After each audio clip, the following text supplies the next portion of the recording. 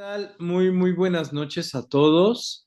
Bienvenidos a esta sesión mensual del Colegio de Anestesiólogos del Estado de Tlaxcala, que corresponde al mes de septiembre y que forma parte de nuestro curso de actualización en anestesiología, que, como ustedes saben, tiene puntos del Consejo Nacional de Certificación en Anestesiología. Para mí es un gusto y un honor poderles presentar a la doctora Elizabeth Guerrero Soto. La doctora es una anestesióloga muy destacada y además es intensivista que labora en el ISSSTE Zaragoza y en el ISEM en el Estado de México, ¿verdad, doctora? Sí, así es. Eso es. Ella nos va a hacer favor de darnos la conferencia Anestesia y manejo de choque anafiláctico. Y bueno, sin más, les dejo a la doctora Elizabeth Guerrero Soto. Muchísimas gracias por estar con nosotros, doctora. Muchas gracias por la invitación y vamos a comenzar. Bueno, dentro de bueno, el objetivo más bien que tengo con esta plática es pues que conozcan las actualidades en el manejo de la anafilaxia y el choque anafiláctico perioperatorio. Los objetivos de aprendizaje pues son la definición o la fisiopatología de una manera breve, la incidencia, la etiología, el cuadro clínico, el diagnóstico, el tratamiento y algunas conclusiones. ¿De acuerdo? Entonces, me atreví a hacerles esta pregunta de cuáles son las causas más comunes de anafilaxia perioperatoria. Quiero que la piensen, la vamos a ver la respuesta más adelante y mi objetivo de hacerla es porque es algo que se puede presentar de una manera muy común durante nuestro trabajo y a veces no tenemos muy claros cuál es el actuar más adecuado. Y esto, pues, obviamente para mejorar el pronóstico del paciente a corto y a mediano plazo, ¿no? Entonces, ese es el objetivo de esta pregunta, piénsela y la vamos a ir viendo poco a poco. Entonces, para la definición, hay un poco, pues, de controversia en estas definiciones, pero se acepta que se trata de una reacción grave de inicio rápido y que puede causar la muerte.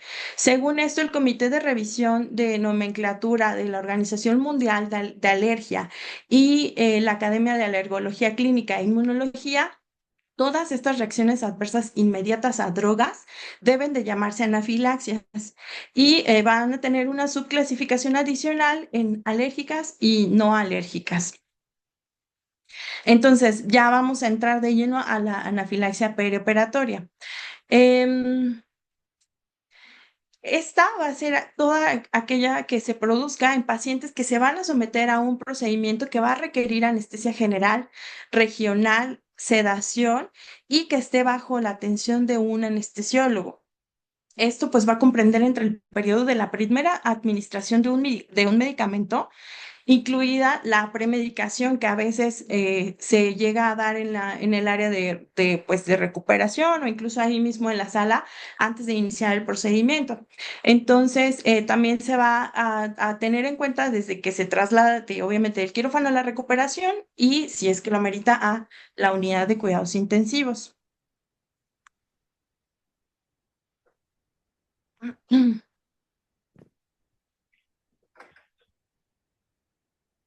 En cuanto a la fisiopatología, se sigue utilizando la clasificación de Yale y Combs. Eh, Esto es para el cuadro clínico, que ahorita lo vamos a ver más adelante, pero se utiliza o más bien se clasifica como anafilaxias mediadas por IgE, anafilaxias mediadas por IgG, por activación de complemento y una anafilaxia no alérgica como tal. De todo esto, entre el 60 y el 70% de estas anafilaxias alérgicas durante la anestesia van a ser mediadas por IgE, van a corresponder a una reacción de hipersensibilidad inmediata de tipo 1 Esto va a ser porque pues ya ha tenido una exposición previa, aunque ahorita más adelante lo vamos a ver, que muchas de estas situaciones se dan en pacientes que nunca han tenido un antecedente y por eso ahí radica la importancia de hacer una buena historia clínica o una buena valoración preoperatoria para que podamos distinguir si es que el paciente tuvo algún problema en las cirugías previas y obviamente si se instauró algún problema en esa cirugía y la anestesia que se le brindó, ya sea regional, general o si haya sido una sedación, como les decía. Entonces, las anafilaxias mediadas por IgE van a ocurrir, como ya les decía, con una exposición subsecuente al mismo antígeno y va a inducir la producción de IgE a una escala mayor o aumentada. Entonces, esta misma interacción pues va a hacer o que se unan los mastocitos basófilos con un antígeno que va a producir esta degranulación, la liberación de mediadores inflamatorios ya sean preformados o neoformados, y que va a estar, pues, también otros factores que van a estar implicados, van a ser el factor activador de plaquetas, la serotonina, bradicinina, calcitonina y el óxido nítrico. Todo esto, pues, nos van a ocasionar una alteración en la permeabilidad capilar que va a resultar de algunos de los signos que más comúnmente vamos a ver, que es la urticaria, el edema.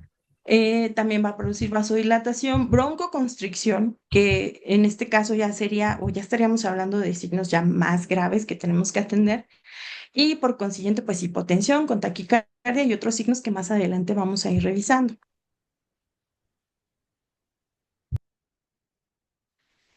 Em, bueno, en cuanto a la anafilaxia no alérgica, esta va a ser responsable por la activación del complemento y o la cascada de las bradicininas por activación directa de mastocitos y basófilos, como les decía, con estos mediadores ya preformados o no formados. Y las manifestaciones clínicas casi siempre de esta van a ser pues poco distinguibles de las que se van a originar de una anafilaxia como tal ya alérgica. Estas van a ser o tienden a mostrar una sintomatología menos severa porque en este caso la cantidad de histamina que se libera es menor de acuerdo a, pues, o más bien comparado con las otras o con los otros tipos de reacciones que, más bien con el otro tipo de reacción que tiene una liberación exacerbada, ¿no? De estos mediadores. Entonces, dentro de estas, los ejemplos más típicos que vamos a tener son los bloqueadores neuromusculares. Estos, pues, casi siempre enfocados al grupo de las benzilisoquinolinas, como son el atracurio y el mibacurio, y que si se dan cuenta ya está mucho en desuso, ¿no? Esto es porque ellos poseen un grupo amino, un grupo cuaternario, que lo que es lo que hace de amonio cuaternario, perdón, que es lo que hace que produzca este tipo de reacciones. Sin embargo, el cisatracurio, a diferencia de todos estos, es pues uno de estos agentes que no produce la liberación de histamina y esto es a las dosis clínicas que nosotros utilizamos y siendo uno de los bloqueadores que a veces o muy comúnmente utilizamos, ¿no? Otros de estos fármacos que están implicados son la protamina. Esta se ha visto sobre todo en cirugía cardiotorácica. Ahí se ha visto más, o sea, podido estudiar un poquito más en este tipo de pacientes. Y algunos opioides, opiáceos, especialmente la morfina, la petidina y la codeína, que son fármacos que tienden a hacer una liberación muy amplia de histamina.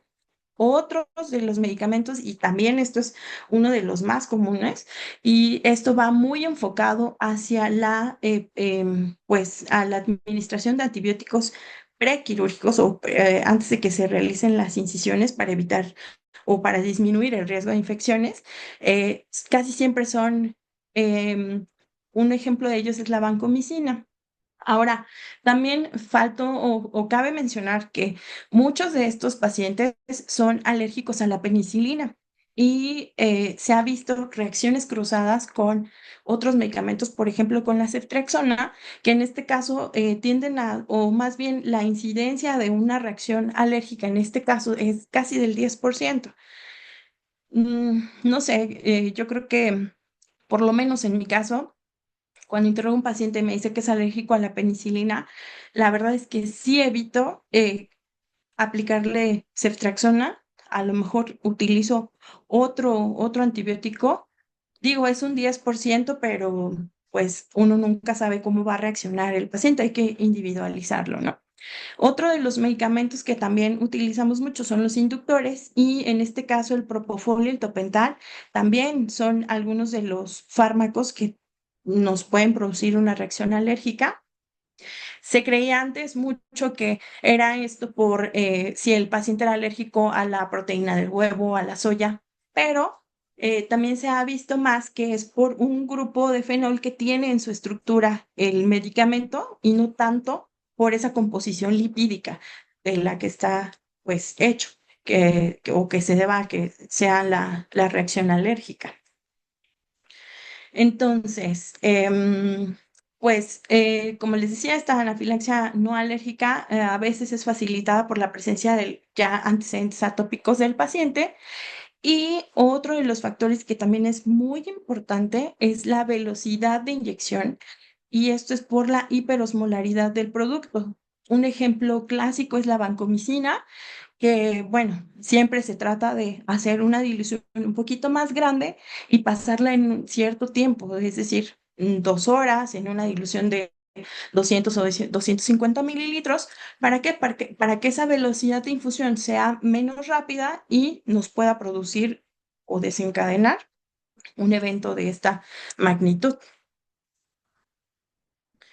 En cuanto a la incidencia, la prevalencia de anafilaxia en general, pues se va a estimar en un 0,05 a un 2%, y esto es incluyendo ya todas las etiologías que les he estado mencionando. En estudios más actuales, pues se muestra un incremento en la población joven, y en el perioperatorio es mucho, pues más bien en el perioperatorio la incidencia es mucho menor, pero se asocia a una mortalidad más elevada. Esto es por la presentación tan abrupta y aguda de los signos y síntomas que puede presentar el paciente, y además que a veces se retrasa el manejo inicial, puesto que tenemos que tener en cuenta que muchas veces el paciente, o más bien todas las veces en el transoperatorio, pues está cubierto, ¿no? Si es una anestesia regional, pues casi siempre estamos viendo la cabeza del paciente, el tórax, pero, y eso dependiendo de qué tipo de cirugía, ¿no? Si es, por ejemplo, una cirugía de cabeza y cuello, pues se tiende a cubrir absolutamente al paciente, y siendo una anestesia general, lo que vamos a ver son los signos en el monitor, ¿no? Entonces, por eso es que se asocia a una mayor mortalidad.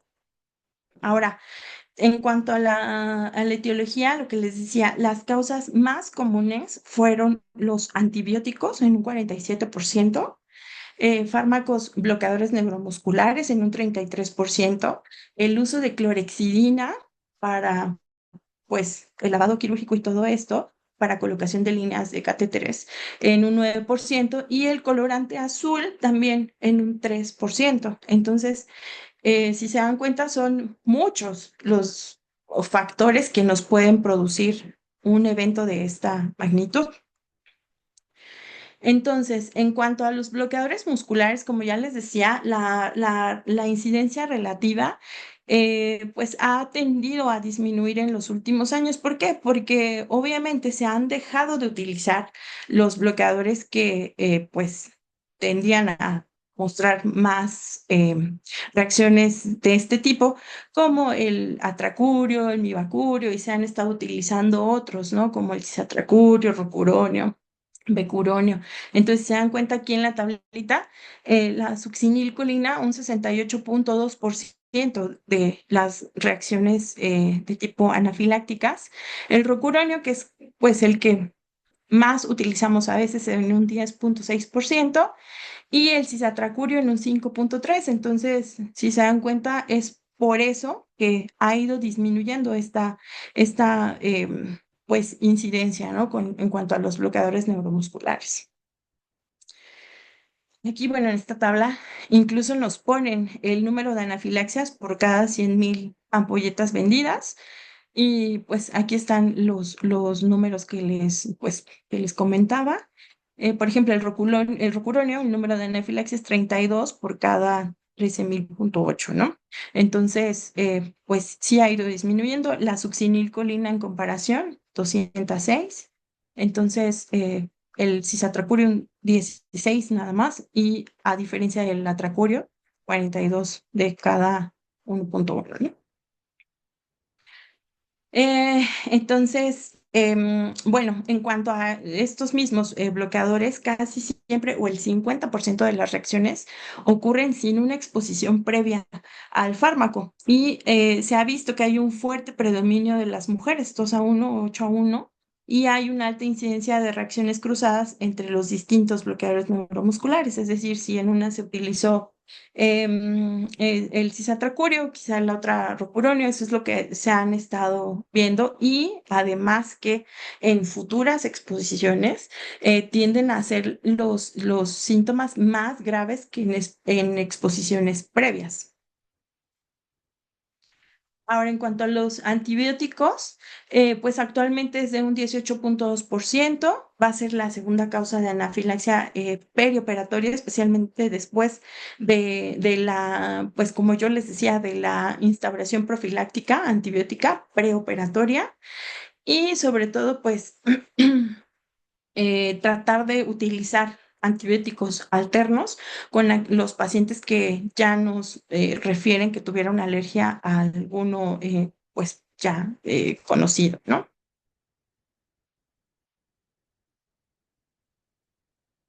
Ahora, el látex. El látex es también la cuarta causa de reacciones anafilácticas intraoperatorias. Pues como dato curioso, el látex posee casi 250 proteínas en su estructura, y de esas 50 son las que nos pueden causar pues un evento de este tipo, y además que no nada más es pues como tal en los guantes, ¿no? También lo podemos encontrar en algunos otros productos, que es por eso que causa el cuarto, o sea, es la cuarta causa, perdón. Y además que, bueno, como ya les decía, si nosotros hacemos un interrogatorio dirigido preanestésico, pues vamos a saber, y ahora se han o se realizan las cirugías de una manera muy segura, ¿no? Sin exponer al paciente a este tipo de productos. En cuanto a los inductores, casi, bueno, la incidencia relativa de los hipnóticos es del 2,2%, sobre todo propofol y ketamina. Ellos comparten un 45% de la incidencia, y el midazolam en un 10%. Ahora, en cuanto a los opioides, de todos los opioides utilizados, la incidencia relativa es del 1,4%, y los que más nos van a producir van a ser la morfina. Y bueno, en este caso la morfina y el sufentanil comparten un 42,8%. Esto es por toda la liberación de histamina que producen, y el remifentanil en un 14,4%. Otros de los productos que también utilizamos, sobre todo en aquellas cirugías que son pues mayores, son todos los expansores de volumen plasmáticos. Las gelatinas son las que tienen la incidencia mayor de 0,6% en total de todas las anafilaxias alérgicas. Y también se ha visto que ha habido reacciones hacia los almidones y la albúmina.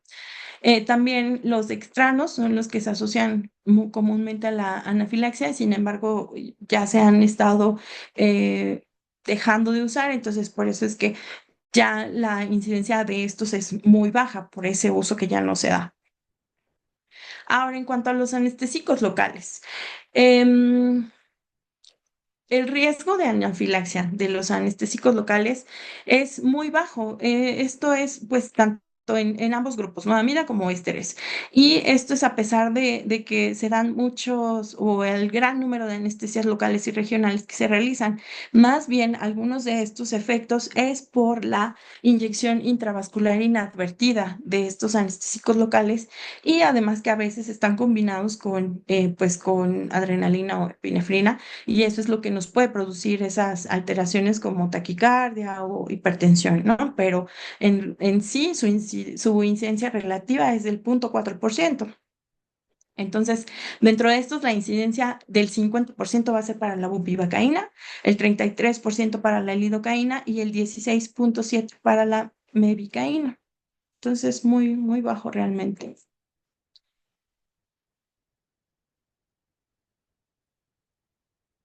Ahora, la clorexidina, que ya les venía diciendo, en el estudio NAP6 hubo 18 casos de anafilaxia alérgica entre 199 estudiados y que representaron pues el 9% de la incidencia relativa.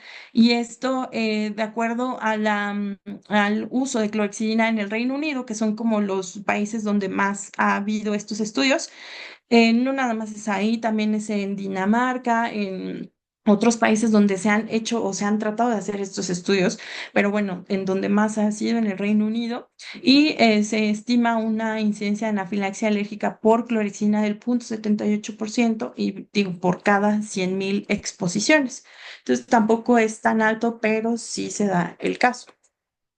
Ahora, otros productos que se han demostrado que son causantes de una reacción anafiláctica intraoperatoria, pues son el uso de paracetamol, la protamina, diversos AINES, el Sugamadex, incluso se ha visto que está relacionado con estos casos de anafilaxia.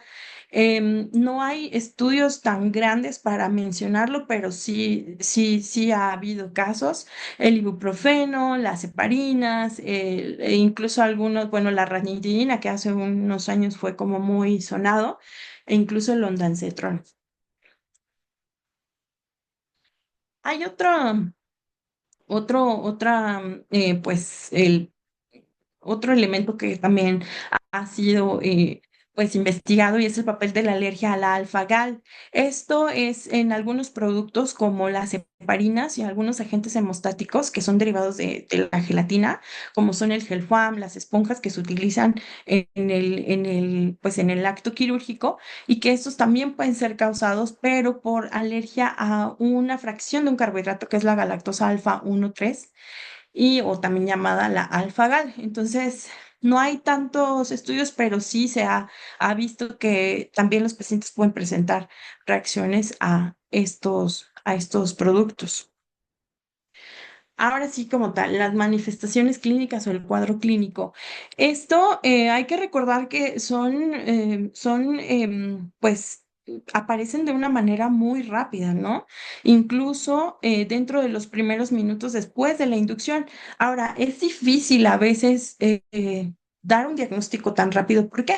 Porque ya per se nuestros fármacos anestésicos causan hipotensión y en algunos casos bradicardia durante la inducción.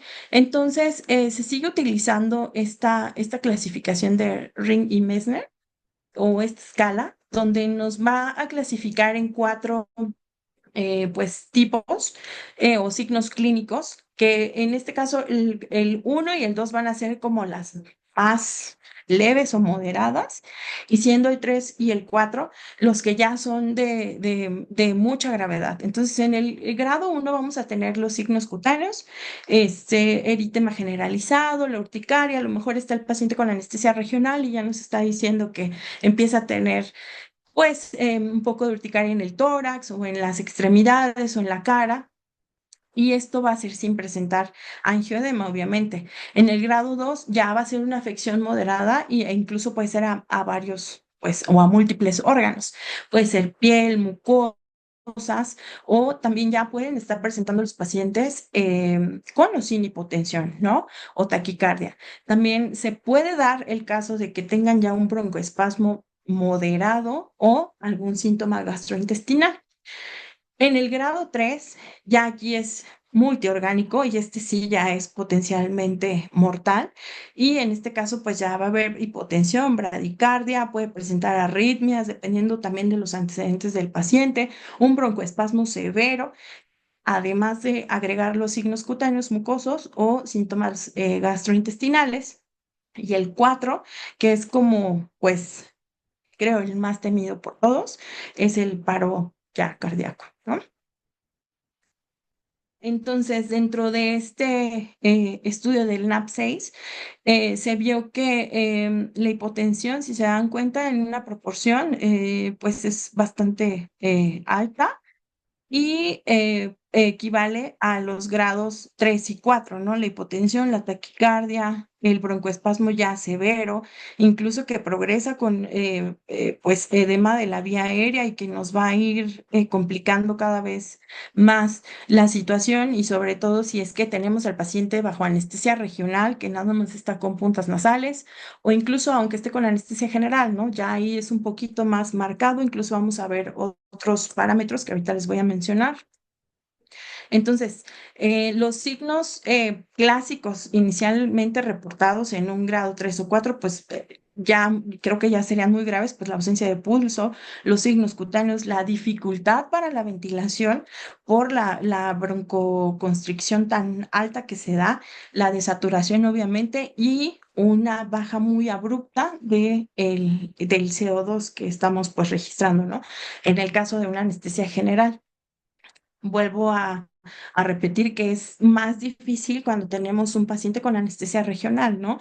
Incluso el manejo, o sea, nos pone a correr a todos porque es muy inexplicable cómo todo estaba bien y en minutos ya el paciente está casi en paro, ¿no? Entonces, este broncoespasmo, pues a veces puede ser refractario al tratamiento, obviamente nos va a conducir a hipoxemia, hipercapnia en algunas veces y pues a un paro cardíaco anóxico, incluso edema pulmonar o una disfunción miocárdica por toda esta vasoconstricción, nos puede dar una disfunción diastólica, etcétera, ¿no? Entonces, ya como tal, estamos hablando de una reacción 2 o 3, ya en este caso sería un choque anafiláctico. Entonces, este tipo de choque anafiláctico va a tener como varios componentes, ¿no? Puede ser incluso un choque distributivo debido a esa vasodilatación tan secundaria que hay por la liberación excesiva de esos mediadores. Puede ser hipovolémico, pues obviamente hay fuga capilar entonces, y también convertirse en un choque cardiogénico, ¿no? Como les decía, esto por la disminución de la contractilidad miocárdica y a veces pues la bradicardia que no responde al manejo farmacológico. Entonces, hay algo que se conoce como anafilaxia cardíaca y estas van a ser todas las manifestaciones cardíacas que van a aparecer conjuntamente o aisladas de los otros signos de anafilaxia y pues como les decía, va a haber una alteración del miocardio, la disfunción sistólica y algunas otras complicaciones graves e incluso el paciente puede caer en un paro cardíaco refractario, ¿no? Ahorita vamos a ver eso más adelante. Entonces, para el diagnóstico, obviamente se va a basar en la historia clínica y en las manifestaciones clínicas que podemos pues, inferir o preguntarle al paciente. Y como les decía, el diagnóstico clínico a veces es más difícil, ¿no? Porque algunas de estas manifestaciones pues van a estar enmascaradas por los mismos pues por el mismo manejo anestésico que nosotros solemos dar. Entonces, esta dificultad en el diagnóstico es lo que nos explica esa mayor mortalidad de una anafilaxia perioperatoria. Entonces, se pueden realizar los niveles de triptasa e histamina sérica para confirmar una reacción anafiláctica, solo que aquí el inconveniente es que hay que recordar que la histamina solo se libera entre 15 a 20 minutos, quizás hasta 2 horas. Entonces, es muy difícil y creo que al que le ha pasado este tipo de cosas sabe que no es fácil, obviamente, en nuestros centros hospitalarios ni siquiera contamos a veces con, no sé, em, los medicamentos esenciales para atender este tipo de patologías, ¿no? es feo que lo diga, pero a veces aquí en Zaragoza ni siquiera contamos con vasopresina y mis compañeros y algunos residentes no me van a dejar mentir. Pero es cierto, ¿no? A veces tenemos Nore, pero no tenemos vasopresina, que ahorita vamos a ir hablando de eso. Entonces, imagínense, para tener los niveles de triptasa, va a ser muy difícil, ¿no? O la histamina sérica. Pero bueno, eso es parte del diagnóstico. También las IG específicas, y esto pues ya es en relación a algunos de los fármacos que ya estuvimos utilizando y obviamente no va a ser en ese momento en que se van a hacer, ¿no? Ya es estudiando al paciente con las pruebas con el alergólogo y todo esto, ¿no? Pero esto es parte del diagnóstico. Ahora, recientemente salió una guía que es de esta sociedad del Reino Unido, donde nos pone un, pues un algoritmo que es específicamente para este periodo perioperatorio, para el manejo de la anafilaxia y dirigido a los anestesiólogos, ¿no? Porque como les decía, hay muchas revisiones y algunos cambios en los manejos e incluso aquí en Latinoamérica, si revisan la revista chilena, ellos ponen sus dosis y cómo ir empezando a administrar de acuerdo a los grados, si es uno, dos, tres o cuatro, ¿no? Pero bueno, este es el más reciente, me pareció muy bueno para que lo conozcamos todos y a grandes rasgos, este es el algoritmo, ¿no? Entonces, empezamos siempre con el ABC, entonces vamos a irlo desglosando poco a poco. Entonces, siempre el soporte de la vía aérea, ¿no? Esto es la administración de oxígeno, pues obviamente a flujos altos en caso de que tengamos al paciente bajo una anestesia regional. Y si es refractario, pues bueno, terminar en la intubación orotraqueal. Ahora, si a veces, o más bien lo que nos menciona la literatura es que ya tenemos como tal, pues una reacción alérgica así, ¿no? También como que nos mencionan que hay que ser un poquito más selectivos con los fármacos que vamos a utilizar si es que vamos a hacer la inducción porque pues se va a convertir en en una anestesia general, bueno, no anestesia general, sino en pues en el manejo de la vía aérea avanzada, ¿no? Ahora, en el caso de que tengamos el paciente ya con anestesia general, pues esto es administrar un FIOS al 100% y ver cómo es que va haciendo esta ventilación, porque les digo, en muchos casos se presenta el broncoespasmo y es muy difícil ventilar al paciente. Esto pues, nos lleva a la hipoxia y al paro, ¿no? Entonces, esto casi siempre va a ser en los grados 3 y 4. Ahora, aquí en este mismo consenso nos hablan de la adrenalina, que es un fármaco de elección, es el más eficaz en el tratamiento de la anafilaxia. Esto obviamente es por su mecanismo de acción. Al ser este alfa 1, pues nos va a producir la vasoconstricción de los vasos sanguíneos, que en el caso de la anafilaxia vamos a tener una vasodilatación generalizada. También nos habla de los beta 1 que nos van a aumentar esa contractilidad miocárdica y ya, por consiguiente, los beta 2 que nos van a dar broncodilatación. Entonces, por eso es que la adrenalina es el fármaco de primera línea y incluso en las guías nos dice que el retraso de la administración de adrenalina empeora el pronóstico del paciente. Em, yo sé que en esos momentos o en esos casos uno busca por todos lados, ¿no? Antihistamínicos, los broncodilatadores, esteroides, pero no olvidemos que la piedra angular del manejo es la adrenalina. Entonces, como les decía, retardar su administración pues va a influir negativamente en el pronóstico de los cuadros más severos y por otro lado, obviamente, si lo administramos de una manera más precoz, es capaz de prevenir pues este broncoespasmo tan severo y el colapso cardiovascular y mejora la supervivencia. Por eso es que es pues la piedra angular de todo este manejo. Ahora, vuelvo al estudio NAP6, se demostró que la adrenalina no fue administrada cuando estuvo indicada en el 19% de los casos. Entonces, en el 11% no fue administrada sencillamente, ¿no? Se utilizaron los otros medicamentos, los broncodilatadores, los corticosteroides y todo esto. Y en el 8.4% fue administrada tardíamente. Entonces, ¿qué significa todo esto? Que la quinta parte de los pacientes que estuvieron ahí no recibieron el manejo correcto o el indicado en esos momentos. Y como les digo, esto va aumentándonos la mortalidad. Ahora, la pregunta es, ¿intramuscular o intravenosa? Em, la respuesta es dependiendo del grado de severidad que tengamos. Si es un grado 1 o 2, quizás se pueda administrar de manera intramuscular antes de que tengamos un acceso venoso, ¿no? Y eso a lo mejor en los casos que apenas está, no sé, canalizando al paciente y ya agarraron los guantes de látex y pum, ya vimos que empezó con una reacción alérgica, ¿no? Esto es como les digo, mientras se prepara una vía de administración IV y si es que es refractario, pues a preparar la infusión y todo lo demás que ahorita vamos a hablar. Entonces, las dosis que se utilizan de manera intramuscular son de 0,3 a 0,5 miligramos, se pueden repetir después de 5 a 10 minutos. Y les puse esta imagen porque pues hay que recordar que ya se vende en estos como pues dispensores o algo así que incluso los niños con asma lo ocupan, ¿no? Ese es un ejemplo de la adrenalina intramuscular traspolado hacia el periodo o hacia nuestro, pues, nuestro quehacer. Si no tenemos todavía una vía instalada, podemos utilizar la intramuscular, ¿sale? Pero lo ideal es intravenoso. Ahora, también se puede utilizar intratraqueal. Esta se puede utilizar sobre todo en el paciente que ya está intubado. Se administra un tercio de la dosis por esta vía y pues obviamente nada más un tercio de esta va a llegar al torrente sanguíneo, ¿no?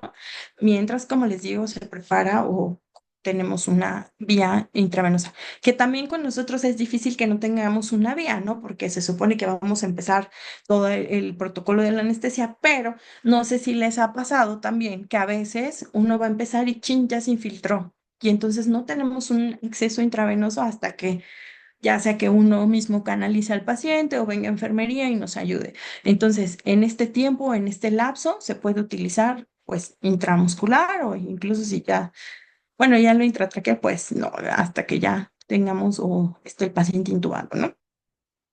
Entonces, como les decía, en estas pautas del tratamiento no se va a recomendar el uso de antihistamínicos como tratamiento inicial de esta pues emergencia, ¿no? ¿Por qué? Porque pues también pueden precipitar más hipotensión cuando nosotros los administramos y vuelvo a mencionar lo de la manera, o sea, el tiempo de administración y la cantidad en la que se diluyen estos medicamentos. Entonces, pues al fin y al cabo no van a ser eficaces en ese momento para revertir estas características cardiovasculares que está presentando el paciente, ¿no? Obviamente sí son útiles en angioedema, urticaria y prurito, pero una vez que ya se estabilizó al paciente, la prioridad es no retrasar la administración adecuada de adrenalina, ¿sale? Porque no va a mejorar la supervivencia. Ahora, aquí les puse el algoritmo, que bueno, en eso vamos, es lo que les acabo de explicar. Y otra de las, pues, lo que ellos nos recomiendan es quitar el estímulo, ¿no? Si es que es posible. Y obviamente, pues tratar de eliminar todos estos fármacos o si es que ya está en la infusión o pasando por la vía, pues quitarlos para evitar que siga esta respuesta tan alta, ¿no? Entonces, para dar un bolo inicial de adrenalina en adultos o niños mayores de 12 años, ellos aquí específicamente en esta guía recomiendan que el bolo inicial sea de 50 microgramos IV. En otras guías que ustedes pueden revisar, incluso mencionan que se puede iniciar con dosis más bajitas de 50 microgramos. Se pueden iniciar con 10 o 20 microgramos y repetir los bolos de 3 a 5 minutos dependiendo o sea, de ir valorando el estado del paciente.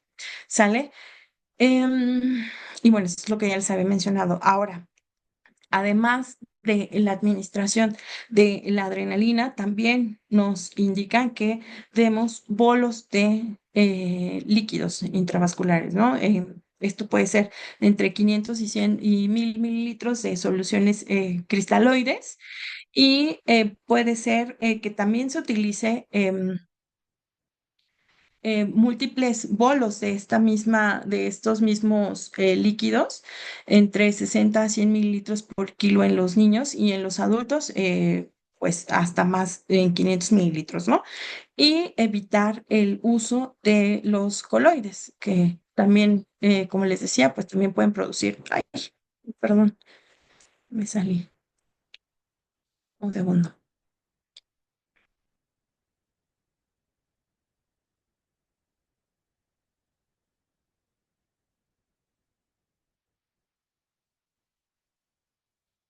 Ahora, si tenemos una pobre respuesta a los bolos de adrenalina, lo mejor es iniciar una infusión. Y aquí dice que involucremos a un equipo ya más multidisciplinario, ¿no? Como dar aviso a la terapia intensiva, que casi nunca, o sí se hace, pero es difícil que acudan a la ayuda, ¿no? Digo, lo digo por lo menos en nuestro centro.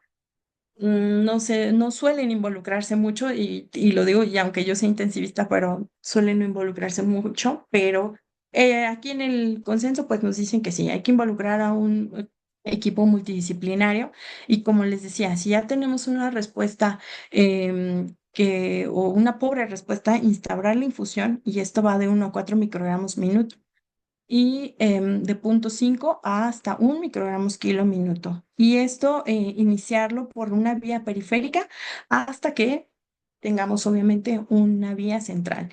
Y también nos mencionan mucho de tener cuidado con las diluciones que se hacen para pues, evitar un poco de daño por pues, la vasoconstricción que produce la adrenalina, ¿sale? Ahora, ante un choque anafiláctico refractario, en este caso, pues los signos clínicos persisten después de más de 10 minutos de resucitación adecuada y esto siendo que ya se administró más de 1 miligramo de adrenalina y los expansores de volumen, como ya les decía, ¿no? Aquí se recomienda, si es que se cuenta con el recurso, que incluso se haga un eco transtorácico y si se tiene el recurso, como les decía, un soporte extracorpóreo, ¿no? Que pues a veces es difícil, pero en algunos centros sí lo hay. Ahora, hay pacientes que están medicados con betabloqueadores. Estos, pues, obviamente van a ser más resistentes al tratamiento con la adrenalina y van a, pues, desarrollar una hipotensión refractaria y bradicardia. Entonces, aquí en este caso, se debe de aumentar la dosis de adrenalina hasta la primera dosis hasta 100 microgramos y se debe continuar con una dosis de 1 microgramo en intervalos de 1 a 2 minutos e incluso la administración de glucagon 1 microgramo, 1 miligramo IV. Esto para aumentar el inotropismo y el cronotropismo. Entonces, pues esto es lo que les decía, lo que nos mencionan en el algoritmo. Y ahora sí, los corticosteroides. Estos sí se utilizan y nos mencionan que hasta 200 miligramos de hidrocortisona en bolo o de 1 a 5 miligramos por kilo cada 6 horas y o puede ser 1 a 2 miligramos por kilo IV en bolo cada 6 horas. Esto es posterior a todo nuestro manejo con los cristaloides y la administración de adrenalina.